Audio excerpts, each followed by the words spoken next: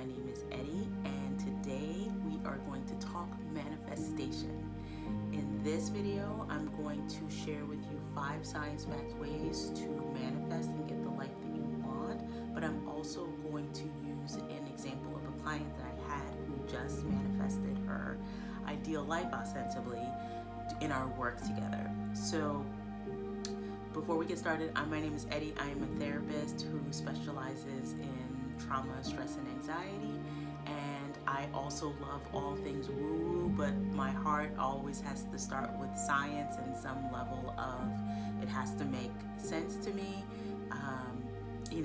Recognizing that there are lots of things in life that do not make sense, and so that there is a divine power and intervention that exists in the world. I truly believe that. But if we're going to talk manifestation, I am all about using science-backed ways and then letting the universe and all of the other things do their magic and help us along the way and get the life that we want. So for me, my introduction to manifestation was, like in the 90s, and I'm sure a lot of you may have heard, or read the book The Secret by Rhonda Byrne. That was my introduction. All my friends, we were all reading it at the time. Like, that was the manifestation guru. That was the thing du jour. And looking back on it, like, a lot of the things that I had wanted never manifested because I inherently was not really following the steps.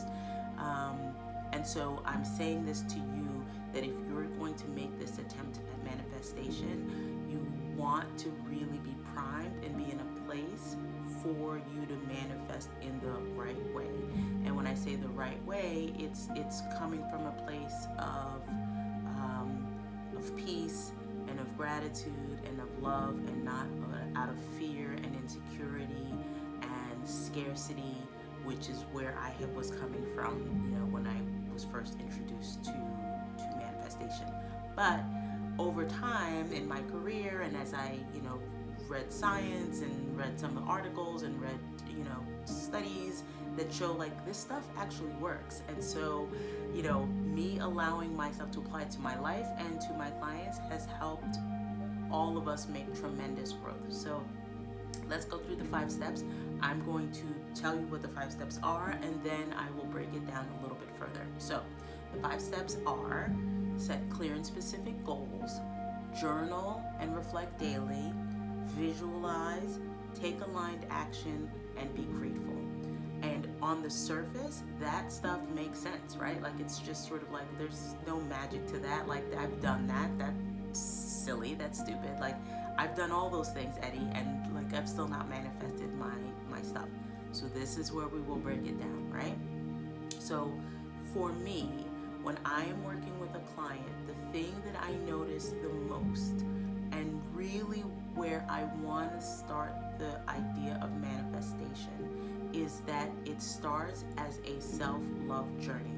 Like, you have to do the work of loving yourself and accepting yourself. Forget maybe even loving yourself, but you have to accept yourself so that you can then recognize that you are not in a position to receive all of these like great things that you want because you don't really like yourself, or you don't really like your life, or you're just kind of like walking around as a negative Nelly all the time. And the thing that I say to people is, if I were money, or if I were a relationship, or if I were like, would I want to be around you? Like, would I want to be in your house? Like, would I want to be in your wallet? Like, not really, because you're just kind of miserable, right? And so the job for you to do in the beginning is to work on loving yourself and getting yourself to a place where you like accept yourself, and you really get to a place where you say to yourself, I am receptive to getting all of the good things. It's not about just like, let me wish for the car, and let me wish for the relationship, and let me wish for the money.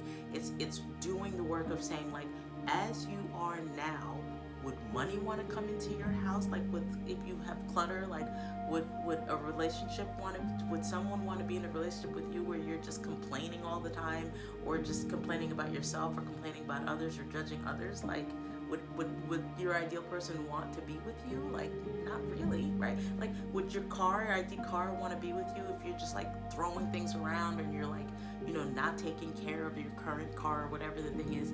And so I sort of say to a person, you have to do the work of priming yourself to be able to say to whatever it is that you want, hey, I'm ready. Like, aren't I attractive? Isn't this life attractive? Don't you want to give me more?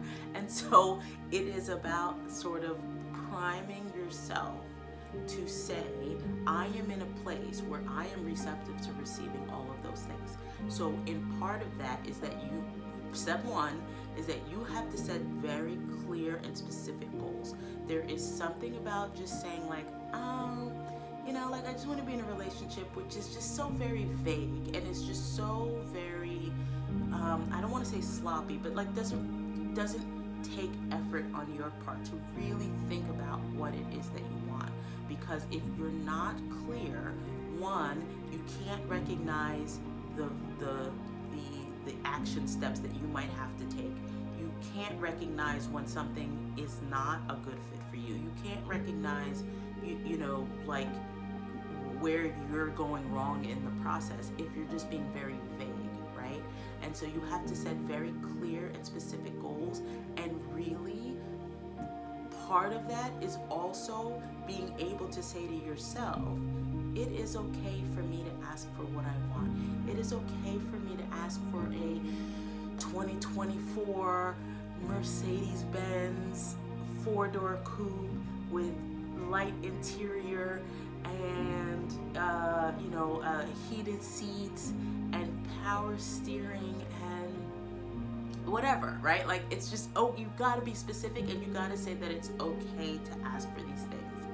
And so you're really saying that you are receptive to receiving all that you want, right? Like, you're sort of saying, this is and this is what I want, and I'm very clear about it, and no apologies, and I am not waffling here because I am certain in myself that I am receptive to receiving these things. On a side note, I will say, you don't have to be in a place of like, I deserve things in order to manifest things. Like, I think that's a fallacy too. Because people are like, they don't deserve that. They don't deserve that. Why do they have this? Why do they have that? And no one is saying you have to deserve things to receive them. But, if you just are like, I'm in a relationship with this guy who like makes $10 million, and you just say that clear as day, like, you don't necessarily have to deserve it, but you just recognize your own worth. Maybe it's delusional, whatever, but you just recognize your own worth, and you just say like, I don't date anybody who's less than, I don't even want to say that, but you just sort of say like, my ideal situation is X, Y, Z, A, B, C, D, all the way through. So you want to be very clear, and you want to be very specific about your goals. So that's step number one. And that surprisingly is very hard, because most people kind of keep it at, I want to be in a relationship, I want more money, I want a nicer car, I want a better job, but not really doing the work about being very clear about what it is that you want and why you want the thing. Which leads me to step number two, which is to journal and reflect about what you want every day, like almost obsessively. And I don't want to say it like that, but it's just like, you are on a mission, right? You are on a mission to change your life. You are on a mission to manifest something more for yourself. And so you have to watch everything in your life like a hawk. You have to watch your thoughts. You have to watch your behaviors. You have to watch the way you interact with people. You have to watch the way you interact with yourself. It is about saying, okay, I want this. And then you have to be able to say, oh God, like I talk to myself so negatively. Oh my God, like I can't really be receptive to receiving the thing when I treat people like nasty, or I don't, I treat my home like crap, or like whatever it is that by journaling and also recognizing your own limiting beliefs, because you may realize, I want this relationship, but then I'm like, do I really want it? But I'm not good, I'm fat, I'm like such and such, I don't really want this. And by journaling and reflecting about it, you catch yourself, and you catch the way that you are talking to yourself, and the way that you're living, and the way that you're sort of interacting with others. And so daily reflection, daily journaling, saying to yourself, like, why do I want this thing? Is it for external reasons? Is it because I want people to like me? Or is it because I'm seeking a sense of safety and security and I want stability? Like, why do I want the thing that I want? Why do I want to, be this weight? Why do I want that relationship? It's about bringing all of that up to the surface into your conscious awareness so that you can then, step number 3, visualize your ideal self, and then also prepare yourself for the landmines, right? So part of the visualization is seeing your day play itself out, and this is really important. You actually want to see the obstacles, and you want to see the hardships, and you want to see the failures, because when you see the failures, you can see, like, oh, oops, oh, I did that, oh, God, okay, like, I saw where I went wrong there, I saw what I did there, I saw how I, reverted back to old habits. It's not just about visualizing the thing that you want, it's about saying to yourself, recognizing, like, I see that I am susceptible to pitfalls, okay, and I have to see myself working through the pitfall. Like, I have to see myself doing the hard work. I have to see myself, like, getting into an argument with my soulmate. I have to see myself, spraining my ankle when I'm exercising every day. I have to see myself being tempted with pizza. I have to see that my car is going to have the check engine light show up. And it's about saying to yourself, how would I deal with this, right? Like, how would I navigate this issue? Now, I want to say, this is very different than worrying. Worrying comes from a place of lack. Worrying comes from a place of, like, oh my God, but then what happens, and what's going to happen, and then I'm not going to be able to succeed, and then he's going to leave me if I talk up too much, and then if I put on weight, then, like, no one's going to want to be, like, that's different. That's very different, because that's coming from a place of lack. That's coming from a place of scarcity. That's coming from a place of fear. And that's not where we're at. We are saying, like, we are capable of handling whatever shows up.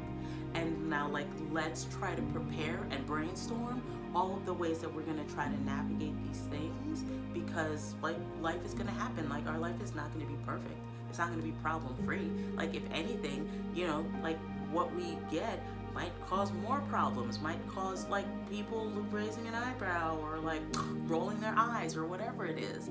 And so by visualizing the thing, not only the great thing or the manifested thing, but then also the obstacles and the hardships, just primes you, one, to figure out how to deal with it. Two, it sets you up for the emotional reaction and response that may show up, because then you're going to be tested, and you want to know that you are going to be in a place of calm and serenity and peace, and, like, I got this, and that you're not going to fall apart, when whatever bad thing happens, right? Like, so visualizing your day, visualizing you driving the car, visualizing you being in the relationship, holding your hands with the whatever, but then also, like, what was that noise in the car? Like, what was that, like, oh my God, the kid just spilled, juice all over the car, or, like, your significant other just said, like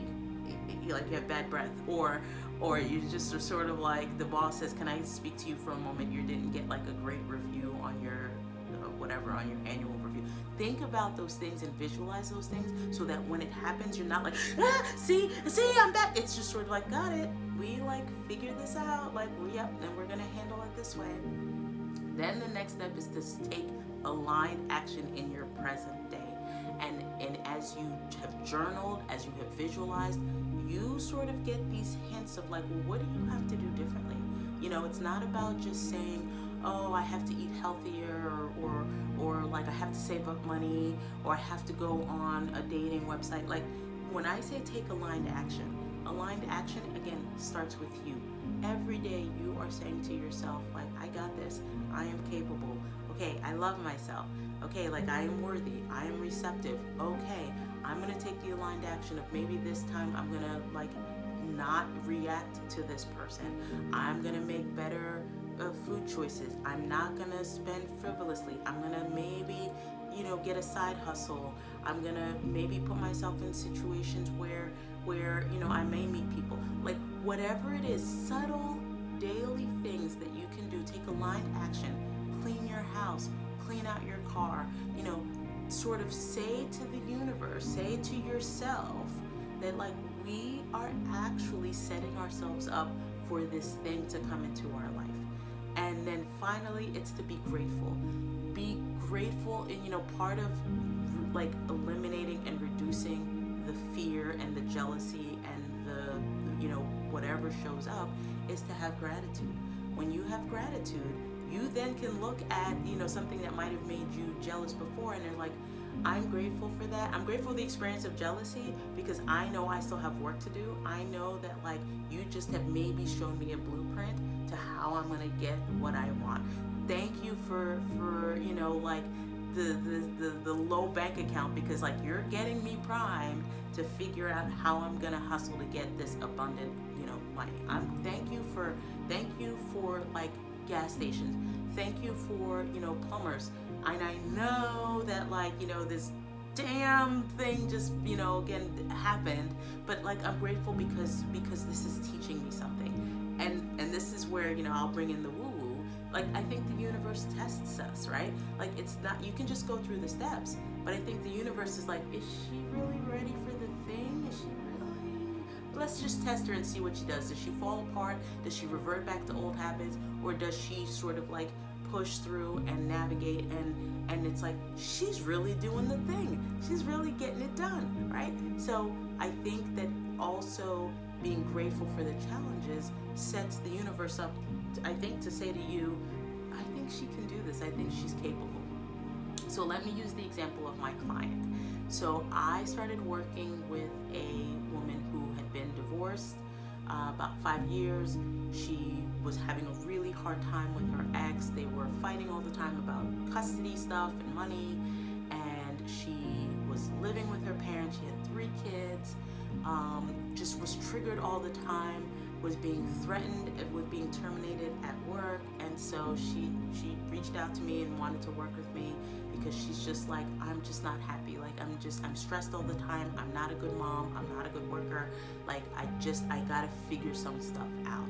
And as we started working together and we identified what some of her goals were, she just started off by saying like, I just don't want to be miserable anymore. Like I want to be a good mom. I want to, I want to not worry that I'm going to lose my job. I'm just worried that like, I don't want to blow up at my ex anymore. And she could identify all of these things. And in our work together, and this is the work that we did in therapy, is about like, working through her own self-doubt, working through the trauma, that was her abusive relationship. She was in a horribly abusive relationship with her ex-husband. Her, she didn't have self-confidence. She didn't have self-esteem. She saw that people were evil, especially men. She saw that, like that her daughters were like going down the wrong path. And so she was in a space of trauma and just negativity and not, being in a place to have the things that she wanted. So we had to work through a lot of those things. And really, again, the underlying work that we did was getting her to say that she loved herself, was getting her to say that it was okay for her to ask for what she wanted. And it was about changing the way that she saw the world, right? If you go around saying that all men are evil and like, all men are pieces of crap and that like, like they will screw you over. Well, again, do you think a relationship is going to want to come to you? Do you think that the way that you interact with your ex, even if it's deserved that he's miserable or he's a bad guy, like the way that you're interacting with him is not priming you for really what you want, which is a loving, healthy relationship. So we had to clear the clutter and the garbage and the trauma and the experiences that she had, in her ex and the abuse that she experienced. Then we had to then get her to a place where she was working on loving herself. She was every day looking in the mirror, and she was journaling, and she was reflecting, and she would come into session every week, and she would say, Ed, I wasn't able to look in the mirror because I think I'm fat. I had these memories of my ex saying to me that like my breath stank, and that like I put on weight with the kids, and I just was triggered. And I was like, okay, like that's fine. Like let's, like, you're reflecting on it, and we're sort of challenging those limiting beliefs, and we're challenging those feelings about yourself, and we're reframing it, right? We're reframing it, because maybe you do have bad breath, like that might be true, but it's about then saying, okay, like, so what? Like, I have bad breath, like all I have to do is brush my teeth. All I have to do is be in a relationship with someone where the guy is just like, babe, can you just brush your teeth? And you're like, okay, sure. So it's about saying to yourself, it's not about like, oh, he's a loser and he's a such and such. It's like, okay, so you're presented with this information. Let's see if this information is true. What do you want to do about it? How are you gonna like navigate that? That's fine. Like, let's just not give it energy. Let's reframe it and see it in a way that actually could be in your favor or could be positive, right? And so she sort of began to accept herself. She began to accept her flaws. She began to change the way that she interacted with her ex. She wrote down a soulmate list, and she had like 50 things on there. And that was the challenge too. She started by saying like, oh, I just want him to be kind and I want him to be nice. And I'm like, you gotta give me 50 things. And it turned into, I want somebody that will travel with me. I want someone who is book smart. I want someone who is street smart. I want someone who plays with my kids. I want someone who like when I get into an argument with my ex, he will defend me. I want to be with someone who brings me coffee in the morning or hot chocolate. I want somebody that like I can call in the middle of the night. Like all of those things that she started to say that she wanted, and really said that she wanted, and then felt like, oh my God, and then wouldn't it be great, and she felt it, wouldn't it be great if he could just bring me coffee in the morning? I would love that. Or like that he knows my favorite shampoo, and that he buys my favorite shampoo, or that he knows that like my favorite flower is this, and just feeling the like, wouldn't it be great, like that is just like that he exists. And I said, he exists, he's out there, like he is out there, like that's what you're asking for is doable. But you also have to be in a place where you are also worthy. What are you doing for yourself to be attractive to your soulmate? Like, oh, okay, I have to do the work of not being a negative Nelly and not complaining, and learning how to deal with my ex, because when he shows up and we're gonna have this battle royale, I need him to see that I'm gonna be calm, cool, and collected when I'm dealing with my ex, and that I'm not gonna stoop to his level, and I'm not gonna turn nasty, and I'm not gonna be ugly, and I'm not gonna be whatever. And we visualized her being in the relationship where the guy said to her, babe, your breath stinks, and like, what do you do with that? Or he says, like, he says, I don't like the way you said that, and that you don't crumble to the floor, and that you said, okay, I hear that you don't like that I said that, but here's where I'm coming from. Visualizing that you're having the argument, visualizing that you're, that you're having dinner, and visualizing that your kids, may be feeling some type of way, and that you're navigating. So part of that visualization is happening. And then you're taking aligned action. She started to like work on her teeth. She started to work on her breath. She started to, really be healthy. She started to save money. She started to sort of see where she wanted to be. And then in taking the aligned action, so here's the thing that, because again, I believe that the universe tests you, right? So she starts feeling good, and she starts feeling that like all men are not pieces of crap. Like there's some good guys out there. My dad's a good guy. My uncle's a good guy. Like my neighbor's a good guy. Like she just starts to see that there are actually good guys out there, that she's actually really smart, that she's actually really kind. She just starts to change her perception of the world. And she starts dating, and there's these guys that show up, and she's like, I think this might be like the one. I think this might be the one, right? And I just said to her, feel how you feel, when you think about being with this person. Does it feel right? No, it doesn't feel right. There's something missing. He's got all these qualities, but something's not right. And sure enough, like on one of their dates, he had said to her, if a girl's not intimate with me, like within the first month or something, like I can't be with her. Now, she in the past would have been like, I guess I gotta sleep with him because like I don't want to lose the guy. And so because she's now changed, she says, I'm not doing that. Like I don't become intimate with someone in the month. It's like I have to be comfortable. And the guy was just like, well, see you later. And she came in like super excited because she was like, Ed, you will never believe that like I did it. Like I passed the test, whatever that was. It's like I didn't settle.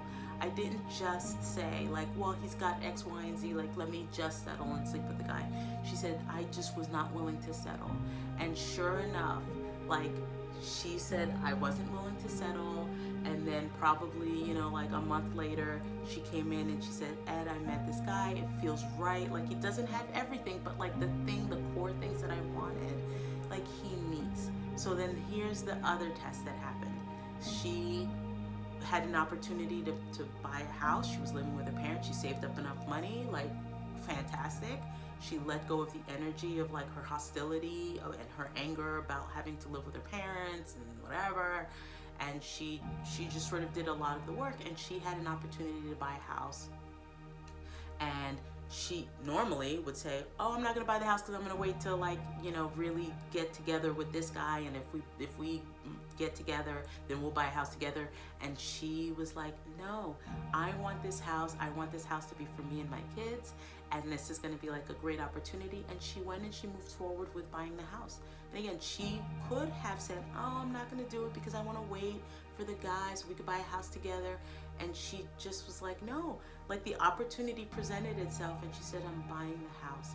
And so she had enough money saved, and then out of the woodwork, men just started helping her, her uncles, her whatever, her dad, her, you know, like she has a coworker at work. Like it just sort of aligned itself that she was receiving gifts left and right, because she was sort of saying like, this is what I want, this is what I'm asking for, I'm doing the work, and it's okay for me to have these things. And all of a sudden, people wanted to gift things to her.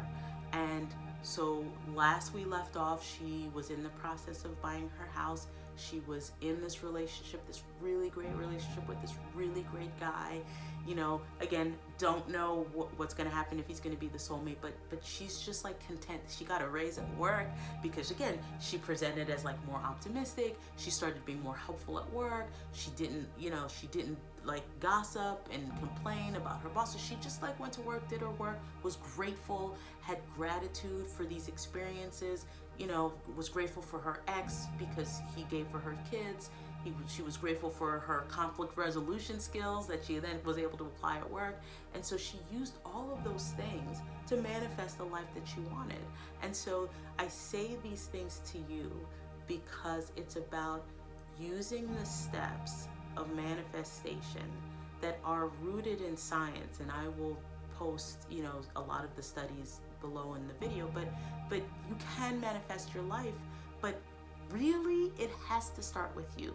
It has to start with where are you and how are you presenting yourself to the universe in a way that sort of says like, I am ready to receive the things that I want, and it is okay for me to receive the things that I want. So I hope that this was informative. I hope that you enjoyed this video. If you liked it, please like, please subscribe, and I will see you in the next video. Take care. Bye.